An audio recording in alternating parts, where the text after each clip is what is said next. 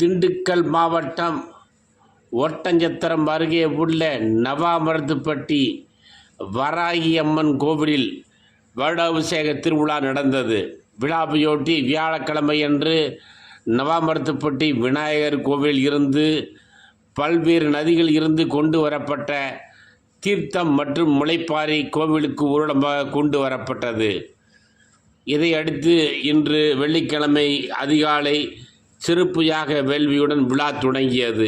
அதனைத் தொடர்ந்து சித்தி விநாயகர், ஆத்மலிங்கேஸ்வரர், லோபமுத்ரா தேவி, அகத்தியர், வராகி அம்மன் ஆகிய தெய்வங்களின் மூலவர்களுக்கு புனித நீர் ஊட்டப்பட்டு தீபாராதனை காட்டப்பட்டு அலங்காரம் செய்யப்பட்டு சிறப்பு வழிபாடு நடந்தது.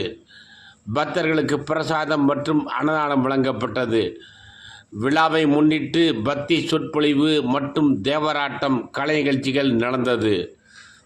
இந்நிகழ்ச்சியில் திண்டுக்கல், பழனி, ஒட்டஞ்சத்திரம், வேடச்சந்தூர், ரெட்டியார் சத்திரம் மற்றும் சுற்றுப்புற கிராம பகுதியிலிருந்து ஏராளமான பக்தர்கள் பங்கேற்று சுவாமி தரிசனம் செய்தனர்.